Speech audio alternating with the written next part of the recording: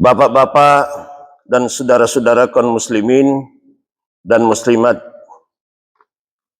rahimakumullah.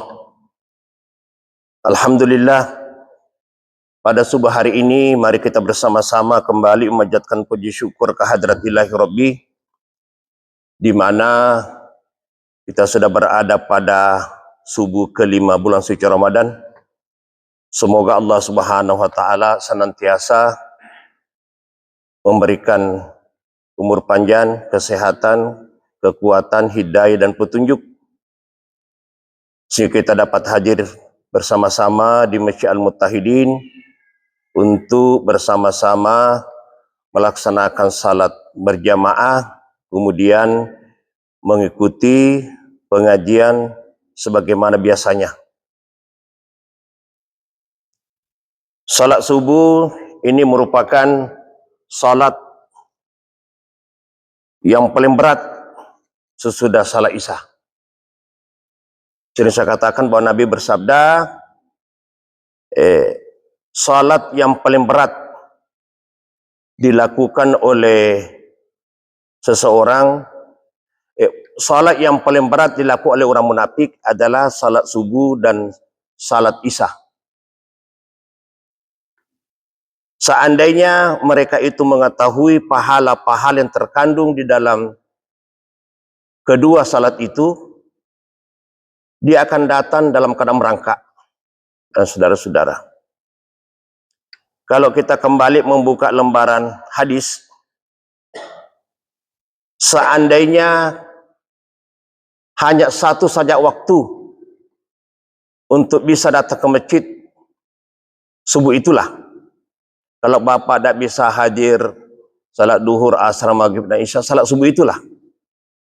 Karena salat subuh ini adalah memiliki keberkahan, memiliki manfaat yang sangat besar, terutama hubungannya dengan kesehatan. Menghirup udara subuh itu merupakan sunnah dari Rasulullah, karena di subuh hari itu adalah suasana udara bersih, belum ada tercampur dengan hal yang lain. Jadi orang-orang yang keluar dari rumah waktu subuh itu menghirup udara baru, menghirup udara yang sangat segar dibanding kalau di tengah hari. Oleh karena itu, orang-orang yang sudah terbiasa salat subuh berjamaah, insya Allah pasti banyak manfaat dia dapat. Saya tidak bisa menggunakan internet, Pak, karena data tidak bisa diambil, sebabkan karena sinyal lemot, tidak bisa diakses data. Ya terpaksa kita menggunakan manual baik. Rasulullah SAW pernah menasihati Ali bin Abi Thalib. Ada 3 nasihat Rasulullah kepada Abi Thalib. Yang pertama adalah nikmat yang paling besar diberi kepada umat manusia dari sekian banyak nikmat adalah nikmat Islam. Jadi dari sekian banyak nikmat yang kita terima ada nikmat Islam. Kenapa demikian? Islam ini membawa kedamaian, membawa kesejahteraan, membawa keselamatan. Oleh karena itu, dalam Islam ini diatur antara hubungan manusia dengan Allah, hubungan manusia dengan manusia lainnya.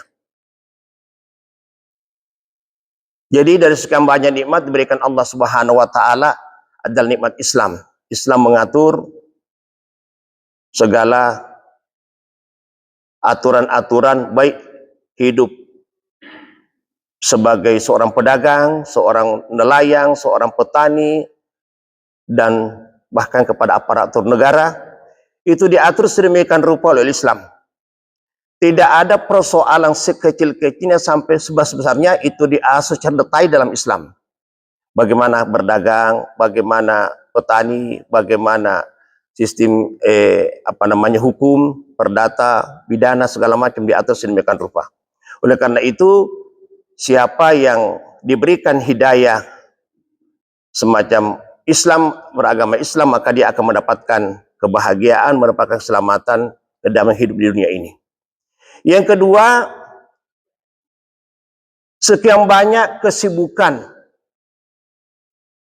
yang kita lakukan sehari-hari, kesibukan yang paling baik adalah kesibukan taat kepada Allah Subhanahu wa taala. Artinya, taat di sini bukan berarti hanya salat, puasa, zakat, haji. Artinya kita hidup dunia ini meniti kehidupan, mencari beraktivitas harus sesuai dengan perintah Allah Subhanahu wa taala. Seorang pedagang harus jujur, seorang pedagang kain harus jujur, dan apapun aktivitas kita senantiasa kita mendahulukan keadilan daripada hal-hal yang lain.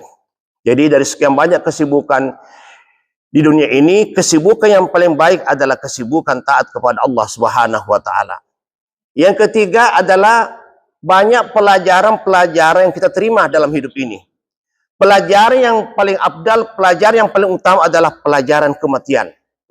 Jadi setiap hari, hampir setiap hari kita melihat orang meninggal diantar ke kuburan.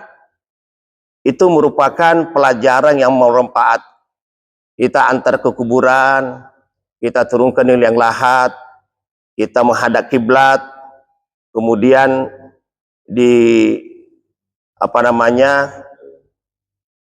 dikebumikan sampai tidak kelihatan. Tentu kita bisa mengambil nasihat bahwa hari ini kami bisa mengantar saudara saya. Tidak untuk kemungkinan besok atau lusa kami yang diantar. Dan saudara-saudara, kata Nabi, kafa bil mauti waidah, memadailah kematian merupakan nasihat. Jadi ketika teman kita kemarin bercanda, bersendagur, makan bersama-sama, dia sudah mendahului kita. Jadi itu, sehingga Abdullah bin Umar pernah berkata, akhaza Rasulullah sallallahu alaihi wasallam. Kata Umar, suatu ketika Rasulullah memegang pundak-pundakku, lalu berkata, kun fid dunya ka'annaka garib. Wahai Umar, hendal kau hidup dunia ini seperti tamu, hidup dunia seperti orang musafir, abirun sabil, seperti menyeberang jalan. Jadi kita hidupnya ini dianggap Rasulullah hidup seperti tamu, hidup seperti orang musafir. Rudda nafsahu min ahli kubur. Persiapkan dirimu sebagai calon-calon penghuni kubur. Jadi hidup di dunia ini seperti orang musafir, di mana orang musafir itu ketika dia transit, dia mempersiapkan bekal untuk melalui perjalanannya. Nah, semakin jauh kita berjalan, semakin dekat apa yang kita tuju. Bapak dan saudara-saudara, umur kita sekarang sudah 50 ke atas. Nah, berarti kata Nabi, kulli syai'in hisadun wa hisadu ummati baina sittin wa sab'ina. Tiap-tiap sesuatu ada masa panennya. Adapun masa panennya umatku baina sittin wa sab'ina, antara 60 70, Pak. Jadi itu Pak Sugianto. Kata Nabi, likulli syai'in hisadun wa hisadu ummati baina sittin wa sab'ina. Segala sesuatu ada masa panennya. Ada masa panennya jeruk, ada masanya sawit, karet. Adapun masa panennya umatku itu antara 60-70. Itu paling banyak. Kalau dibawanya dan sesudahnya itu jarang terjadi, tapi yang paling banyak antara 60-70. Jadi sekarang ini yang sudah lebih daripada 60-70 bersiap